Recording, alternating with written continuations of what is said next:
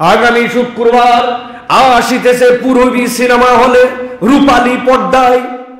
চিন্তা করছেন যা আছে কপালে, যে বিজ্ঞাপন না দেখে আমি কোনো উপায় নেই, দেখবো আগামী শুক্রবার সিনেমা। আল্লাহর কি কাম, বিশদবার বাজার করতে যাইয়ে আপনার ঠ্যাঙ্গের মধ্যে এক রিক্সাওয়ালা দিছে ধাক্কা, শীতর হয়ে পড়ে কোমরে ব্যথা, শুয়ে আছেন ঘরের মধ্যে। কোমর ঠিক থাকলে কিন্তু আপনি যাইতেন সিনেমা হলে, কিন্তু কোমরের ব্যথায় যেতে পারেন নাই।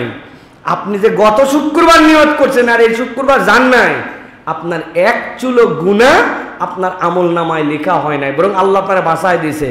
কিন্তু আজকের দিনে নিয়ত করছেন, আল্লাহ আমার উপরে হজ ফরজ হলেই আমি হজ করব।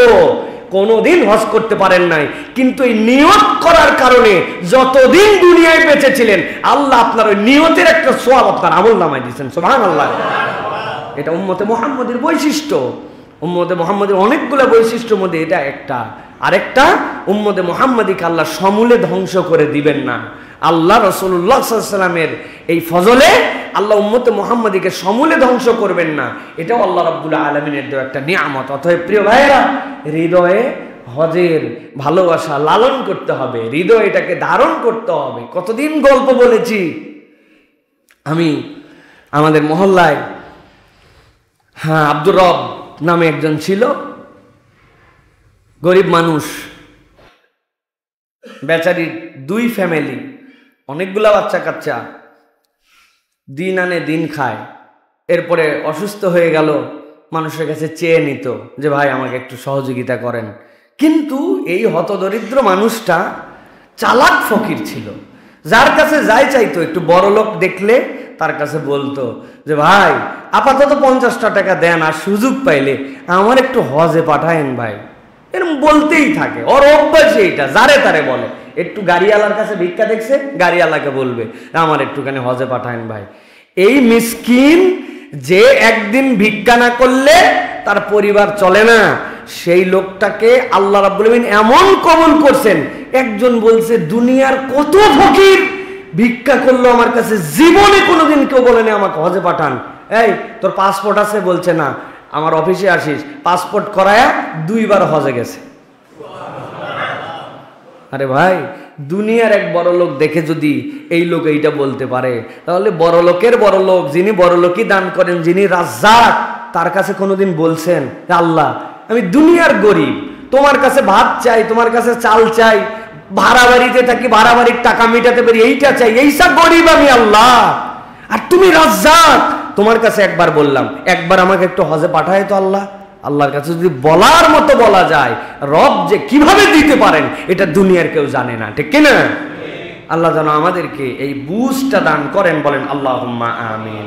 আল্লাহ এই জন্য কোরআনুল কারীমের মধ্যে বলছেন, ওয়ালিল্লাহি আলান নাসি হিজ্জুল বাইতি মান ইসতাতা ইলাইহি সাবিলা ওয়া মান কাফারা ফা ইন্নাল্লাহা গনিয়্যুন আনিল আলামিন।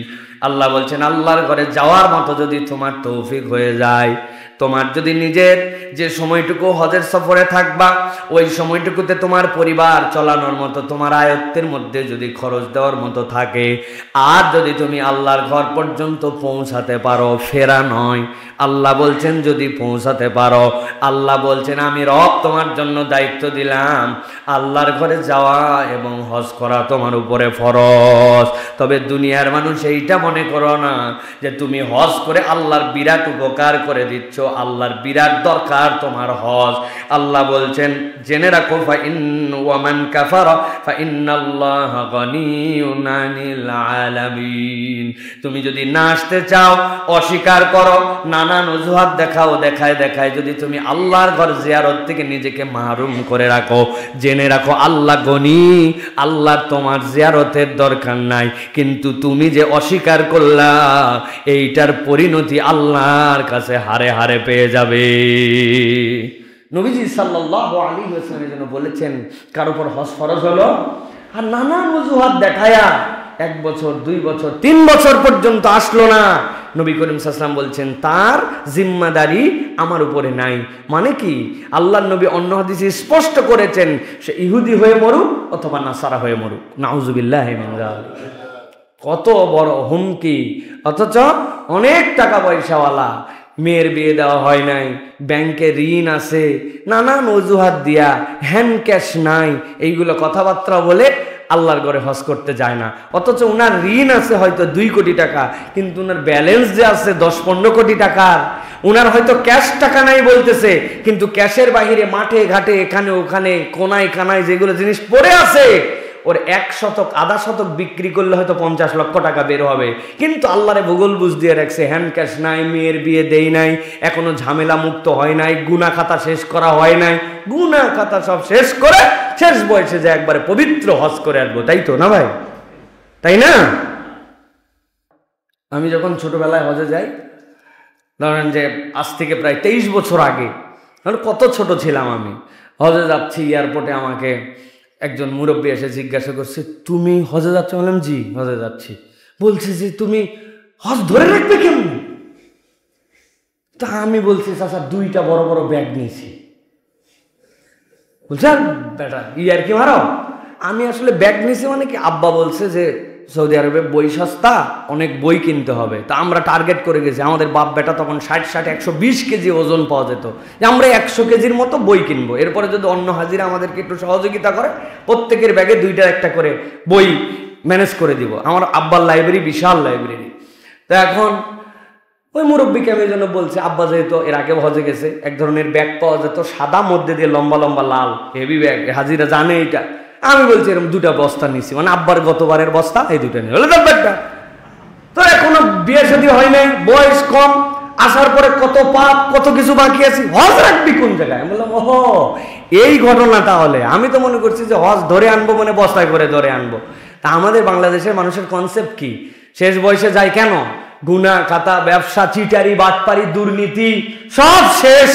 এরপরে আমি হজে যাচ্ছি একবারে মহাপবিত্র। এত আল্লাহরে এত ভূগোল বুঝ দিয়েন না, উনি রহমানুর রাহিম, আহকামুল হাকিমিন। আপনি যদি আল্লাহ রাব্বুল আলামিনের সাথে চিটারি বাটপারি করেন, তাহলে আপনার আমার চরিত্র এই ইহুদিদের থেকে খারাপ। বলবেন ইহুদিদের থেকে খারাপ কেন? ওরা নবীদেরকে বিভিন্ন কারণে কষ্ট দিত, ধোঁকা দিত। নবী বলছেন চলো আমালিকার বিরুদ্ধে যুদ্ধ করে আমরা এখন বাইতুল মুকাদ্দাসকে উদ্ধার করি, আর ওই বাইতুল মুকাদ্দাসের পাশেই প্রচুর পরিমাণ ফল ফসল হয়। তোমরা না বলছো যে আমাদের এই খাবার ভাল লাগে না, চলো ওইখান থেকে আল্লাহ খাবার দিবেন। ওরা মুসা আলাইহিস সালামকে বলছে, ও খাবারও চাইছিলাম, সবই চাইছিলাম, কিন্তু যুদ্ধ করে জিতা লাগবে, এত দূর আমাদের সময় নাই, তুমি আর তোমার আল্লাহ যায় যুদ্ধ করো। যুদ্ধ যখন জিতে যাবে আমাদের খবর দিও, আমরা চলে আসবো।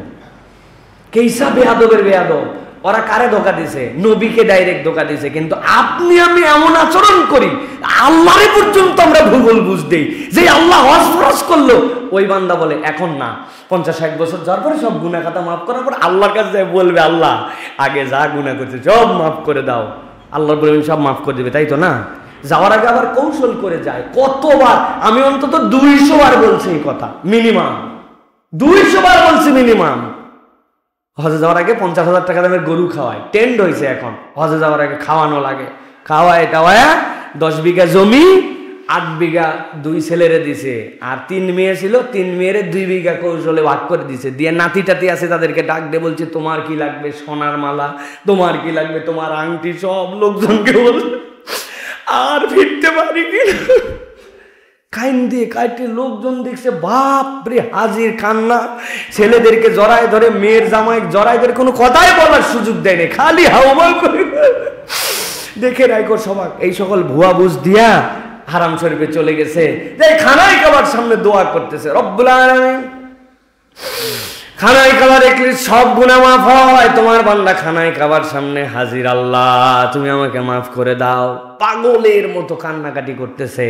প্রিয় ভাইয়েরা, আল্লাহরে যে ধোকা দিচ্ছেন আপনি মনে করছেন বান্দার হক নষ্ট করে, ছেলের হক, বোনের হক, আত্মীয়ের হক আইল ঠেলে, সানসেট বের করে দিয়ে, নিজের বাউন্ডারি ওয়াল বের করে দিয়ে, শ্রমিকদেরকে ফাঁকি দিয়া, হাজার বান্দার হক নষ্ট করে, রাস্তার খোয়া বালু খেয়ে, সরকারের টাকা মেরে, ব্যাংক লুট করে, সব করে আপনি হজে চলে গেছেন।